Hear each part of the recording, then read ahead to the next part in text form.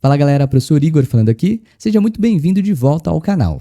No vídeo de hoje a gente vai matar uma outra questão do ITA 2023 que fala sobre cinética química, especificamente tratando da energia de ativação dos processos. Bora dar uma olhadinha. Essa questão 52 traz esse gráfico, que é super manjado no estudo da cinética química. Ele mostra aqui no eixo Y a fração de moléculas, enquanto no eixo X nós temos a energia. Esse gráfico é conhecido como distribuição de Maxwell-Boltzmann, que vai nos mostrar o que acontece com a fração, o número de moléculas, em temperaturas diferentes.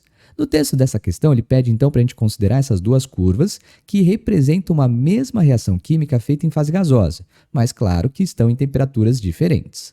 Bom, ele diz que EA é a energia de ativação do processo e pede para a gente assinalar o que é então, correto. Ele está querendo saber se a 2 é uma reação catalisada, se então a reação ela é endotérmica, se é de primeira ordem, se a temperatura em 1 é maior ou menor que em 2, se a constante de velocidade de 1 é maior do que em 2. Para que a gente entenda então qual é a alternativa correta, primeiro a gente tem que lembrar como é que ocorrem as reações químicas. É sempre vale lembrar que a cinética química nos diz como uma reação química acontece.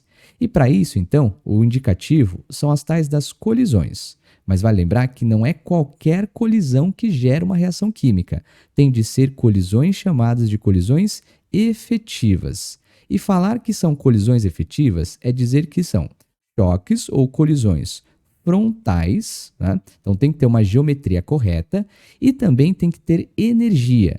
A energia das nossas substâncias, das nossas moléculas, ela precisa ser maior ou igual, então, à energia chamada de ativação.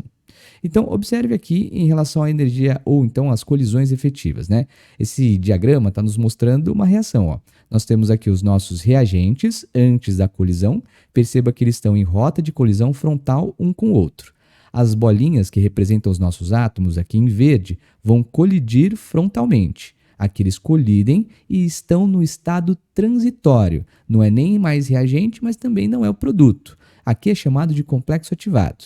E depois da colisão, perceba, as esferas em verde ficam juntas, formando um dos produtos, e aqui nós temos as outras esferas também juntas, formando um segundo outro produto, né? Então, isso daqui representa uma colisão efetiva para um determinado processo. Então, esse choque aqui foi frontal, teve uma geometria correta, e a energia dos nossos reagentes foi suficiente para conseguir gerar os nossos produtos, né? Esse outro gráfico é também bastante clássico quando a gente estuda a cinética química, né? Então, a gente colocou aqui no patamar à esquerda os nossos reagentes e aqui à direita os nossos produtos. Então, a gente sabe que os reagentes eles vão colidindo, então, vão aumentando a sua energia e vão chegar até esse ponto. Esse ponto aqui em cima do gráfico é chamado de complexo ativado ou complexo ativo, tanto faz, complexo ativado, beleza. É esse estado aqui, ó, que é um estado transitório. Você está no meio do muro, você ainda não é reagente, não é mais reagente e não é ainda produto. Então ele está aqui no meio. Mas daqui do ponto do complexo ativado, ele forma o produto numa boa. Então nós precisamos fazer com que os reagentes tenham energia suficiente para chegar até o topo dessa curva, né? Então do patamar do reagente até o topo da curva, este ponto aqui, ou esta distância, é chamada de energia de ativação. A energia de ativação nada mais é que um patamar, uma barreira de energia. É como se fosse um muro que a gente tivesse que saltar para o outro lado para então formar os nossos produtos. O reagente salta esse muro e então chega ao outro lado formando os nossos produtos. A energia de ativação é sempre medida de onde eu estou saindo para onde eu estou chegando, que é, no caso, especificamente em cima lá do muro, né? Isso é importante porque se a gente for medir a energia de ativação de um sistema ou de uma reação direta ou inversa, a coisa vai mudar. Do ponto onde eu estou saindo até o topo lá da curva, muda especificamente de um lado para o outro, beleza? Bora voltar para a luzinha. Nesse gráfico, então, a gente está vendo, ó, se o reagente tiver que chegar até o topo da curva, ele vai ter que andar essa parte, por isso que é essa energia de ativação. Essa energia de ativação, por exemplo, a gente pode falar que é da reação direta. Agora, se nós estivéssemos calculando da inversa, do produto até lá o complexo ativado, perceba que a gente vai ter a energia de ativação somada aqui com o valor do ΔH. Lembrando que o ΔH é sempre a diferença energética do patamar energético do reagente em relação ao nosso produto. Por isso que nesse caso aqui a reação é exotérmica, né? Ó, o reagente tem mais energia em relação ao nosso produto. Então perceba, a energia de ativação, se a gente for considerar a reação inversa, vai ser o ΔH somado à energia de ativação. E uma coisa importante, quanto maior for a energia de ativação, quanto maior for o muro, consequentemente, mais lenta é a minha reação. Então, menor a nossa velocidade. Isso faz super sentido quando a gente pensa em pular um muro, né? No bom sentido, no caso. Quando a gente vai fazer, então, saltar esse muro, quanto maior for o muro, mais tempo vai demorar para chegar lá em cima e depois, então, a gente chegar no nosso destino final. Então, a gente pode fazer o outro paralelo. Ó, quanto menor a energia de ativação, consequentemente, então, maiores serão as velocidades. Mas, Igor, como é que a gente consegue, por exemplo, fazer com que uma reação seja mais veloz? Existem algumas coisas que a gente pode fazer para que a reação se torne cada vez mais rápida, né? Uma delas aqui é aumentar a temperatura. Se nós aumentarmos a temperatura, evidentemente, nós vamos aumentar o número de choques ou colisões. Se nós, então, estamos aumentando o número de colisões, consequentemente, maiores serão as velocidades, né? Bom, vale lembrar, claro, que se você aumentar a área superficial ou a superfície de contato entre as partículas, também você consegue uma reação mais rápida. E se você aumentar a concentração, também a reação se torna mais rápida. Mas aqui o foco é a temperatura, para a gente conseguir entender aquele gráfico de distribuição do Maxwell-Boltzmann. Dá uma olhadinha. O gráfico que a gente tem é esse aqui, ó. Beleza? Que é o gráfico que apareceu lá na questão do ITA.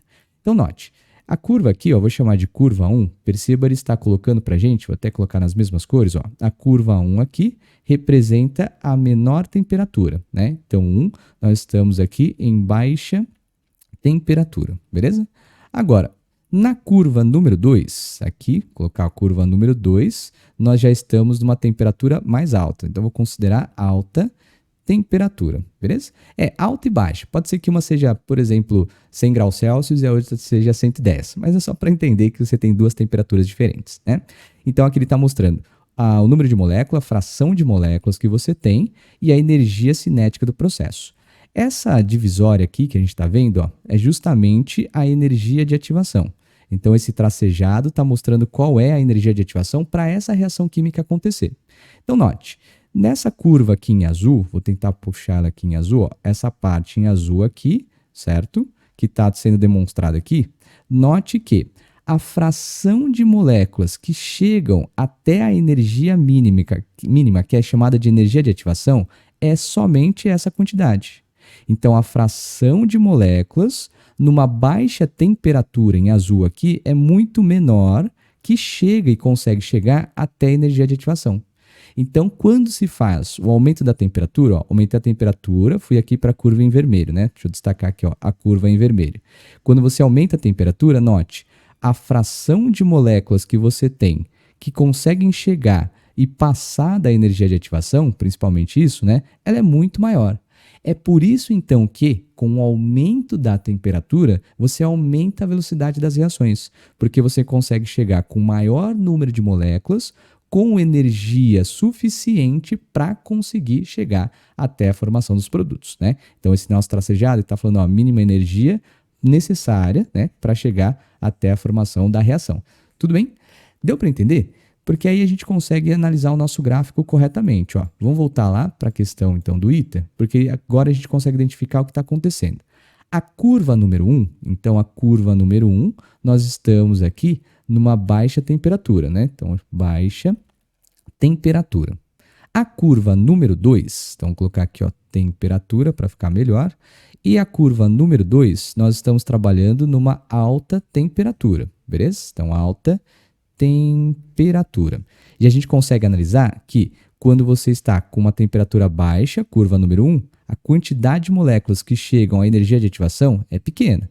Mas quando você aumenta a temperatura, olha a distribuição de moléculas como aumenta pra caramba. Você tem muito mais moléculas com energia mínima para conseguir formação de uma reação química. Tudo bem? Então vamos para as alternativas. Na letra A ele fala que em 2 a reação ocorre na presença de um catalisador. Pelo diagrama aqui do Maxwell-Boltzmann, da distribuição ou fração de moléculas pela energia, a gente não consegue identificar se temos um catalisador ou não. Lembrando que o catalisador ele acelera a reação química pela diminuição da energia de ativação. Ele acha um caminho alternativo que tem aí uma energia menor, basicamente, né? Então tá falso aqui o nosso item A, tudo bem? O item B ele fala que a reação é endotérmica. De novo, pelo gráfico aqui de distribuição de moléculas, a gente não consegue saber se a reação é endo ou exotérmica.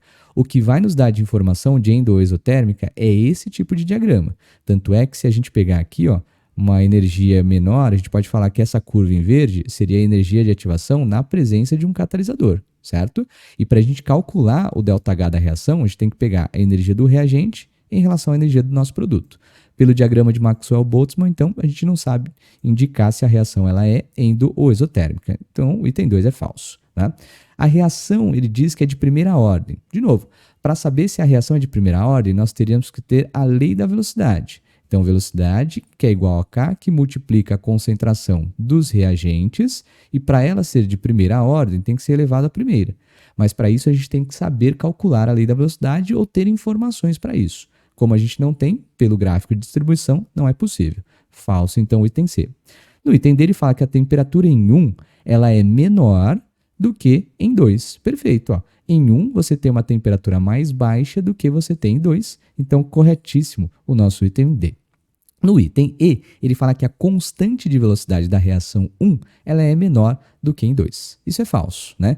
Na verdade, a gente sabe que quanto maior for aí, neste caso, a temperatura, maiores serão as constantes de velocidade. Então, ao aumentarmos a temperatura, consequentemente, nós vamos observar que maior será também a constante cinética. Então, ele fala que a constante de velocidade em 1 é maior. Na verdade, a constante cinética em 1 ela é menor em relação à constante cinética para 2. Belezinha?